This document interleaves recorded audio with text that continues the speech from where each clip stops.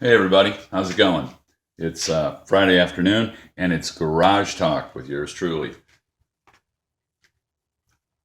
Hey, I'm gonna maybe post a video a little later, and I want to put it out there right now that the video that you would be watching, this one is actually a narration video, guy just sitting in front of his camera, kind of like what I'm doing right now, just very animated, getting into a volley about women's expectations, in today's Western world. And, again, it's very animated, it's theatrical, it's funny, but he does make some points. You know, some women may see this and get infuriated. Some other women might take it, hopefully, and go, huh, wow, you know, like the old saying, do you ever stop to hear yourself? Do you ever stop to look in the mirror? Do you ever take any accountability for your actions? Can you ever put yourself in the other person's shoes? You know, Women aren't naturally great at that. They're great at telling you that.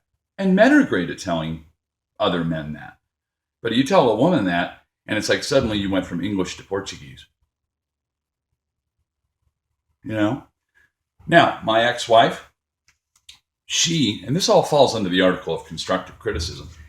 If I pointed something out to her, she would listen to me. If she said something to me in a form of constructive criticism, I would listen to her because I respect her feelings. I respect her opinions, right? And she respects my feelings and my opinions to this day, even though we're not married. And we still constantly bounce ideas off each other. I mean, we really were lucky to find each other in a lot of respects because even 100 years ago when we met and got married, there was a lot of thinking and systems in place, pre-social medias, which is what to me has fucked up everything. Just everything can be attributed to that now, in one form or another, with the loss of just human bonding and understanding and connecting. And the video and other things, we'll get into that later. But it's so true that you know expectations and ideologies have just went askew. They have veered off in very ludicrous ways to where things are just, you know, 2 and 2 are 5. It's almost impossible now to sort it all out and to connect the dots when it comes to relationships and so forth with people. Last night, I was having a little trouble sleeping. So I got in the car and I'm driving around and I'm thinking, imagine that, Scott thinking. Well, so I'm cruising around and little light comes on in my Acura about my gas. And I find myself out near the airport. And I thought I'd just watch planes take off for a little while. I used to enjoy doing that as a kid. And there's a pretty good vantage point out here in Utah. Hey, it's cheaper than a movie. But anyways, I'm near the airport in the hotel district and all that. And I pull in to get some gas. And I walk in the gas station after I pump some gas just to relieve myself and get a bottle of water. And then I'm going to head over and go look at the planes for a little while. And this is probably about midnight, Well, I don't drink. So, going to the bars is kind of stupid, especially on a Thursday night. But, things single, educated, thinking minded men do, or can do, or maybe should do. Anyways, I walk into the gas station and this woman looks over her left shoulder at me and smiles right at me and smiles.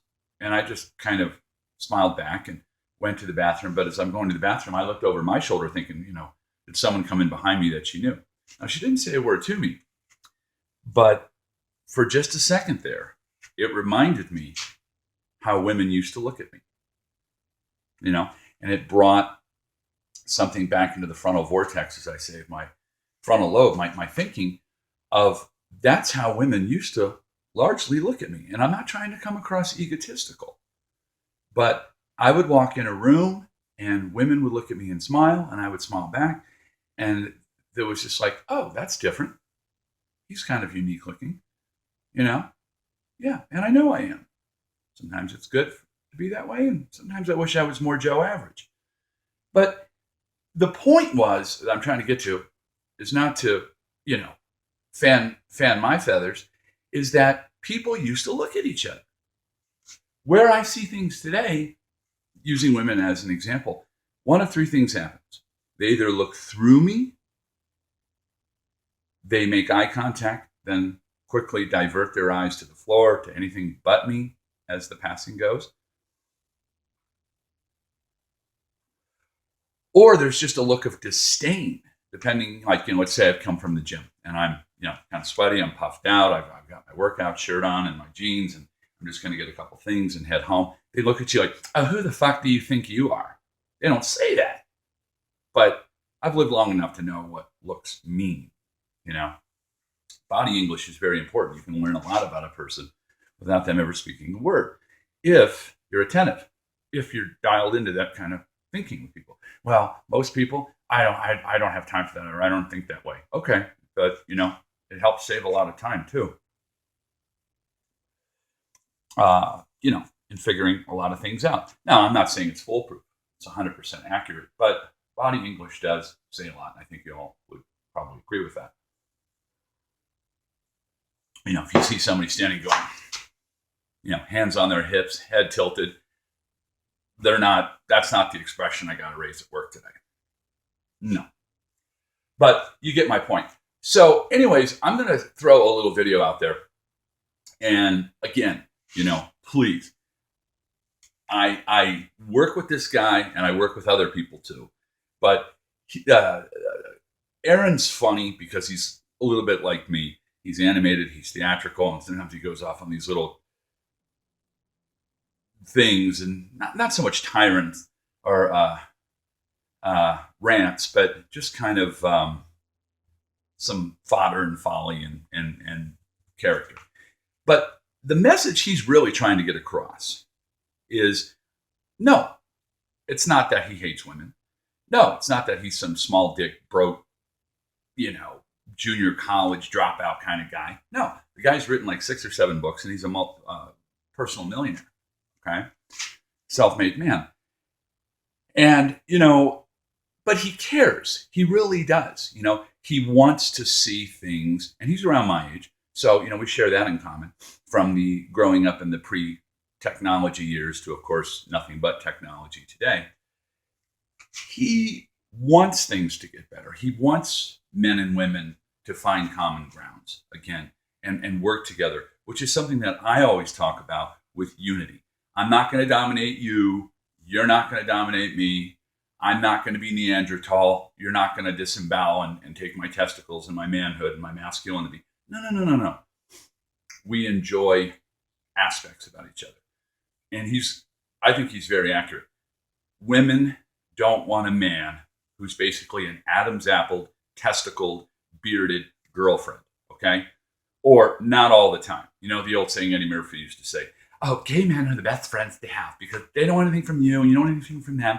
But they can, play your boyfriend or, protect you if things get out of control, if there's a bunch of wolves at the bar or whatever. And they can also do fashion tips and you can exfoliate together.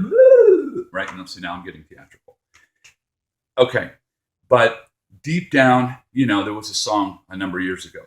Some woman was singing, like, where is my John Wayne? Okay. My Steven Seagal. My Jean-Claude Van Damme, my Harlequin romance novel, Fabio, some guy who's going to just sweep me off my feet. Yes, I think most heterosexual white women of any race or creed are definitely turned on. And those men, of course, are considered, in today's alpha beta, they're considered more alpha. Well, they're the alphas. The betas, the blue pill imperatives, the buy into female supremacy and support Nazi feminism and Me Too movements and all this other bullshit. They're part of the problem because they're fanning the flames up. Go, girl. Not like, hey, girl, don't forget me. I'm a fan of your life and you should be a fan of mine. And we're working together in unity. Okay. The United States of America, right? Well, I think you and I would be first to agree. The last fucking thing we are in this country is united. I mean, look at our elections every 4 years. It's always like, well, I guess we'll wake up in the morning to find out who won, or maybe by next Tuesday, and they count all the ballots. And of course, Florida's that state that always fucks everything up. Florida is a toilet. We should just break that off and give that to Cuba, but that's another subject. But right, the last thing we are in this country is united. We all have our isms. We all have our causes. Divide to conquer is what I've talked about before. That's exactly where big business, government, select individuals and groups who have shit tons of money get their jollies and follies is out of having us at war with each other, at odds with each other. That's exactly divide to conquer. That's exactly what they want, keeping us in a constant state of utter confusion. Right? Okay.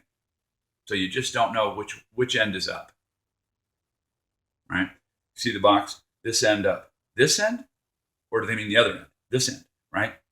Just little things that just make you second guess. That's exactly how the powers that be, who not run but own the world, want us to think. Okay? But not to get too lost in translation here, what we have to do is think more about what's realistic, what's going on between us, and how we can improve as individuals, but how we can work together, find our common grounds, and coexist together and make a life together. For hundreds, if not thousands of years, we did. Okay? But with this advent of technology, the internet, it has totally, in a very short period of time, extracted thousands of years of process and understanding. And in some ways, it's a good thing that the internet has come along. But in a lot of ways, it's toxic, it's poison. It's really fucked up a lot of things. So I'm going to put this out there. I'm going to have an accompanying video. I don't expect to hear anything from my small group of friends on Facebook. I'm also going to post it to my YouTube channel. And the reason why I'm putting that out there is because what I'd like to see is men and women alike to use this kind of tongue-in-cheekly, but to maybe, who is it? It's reality. Reality's at the door. I got to go answer that. To start thinking more, not outside of the box, but maybe more inside of the box, in your heart, in your mind, in your soul. Thinking about, what the fuck am I doing?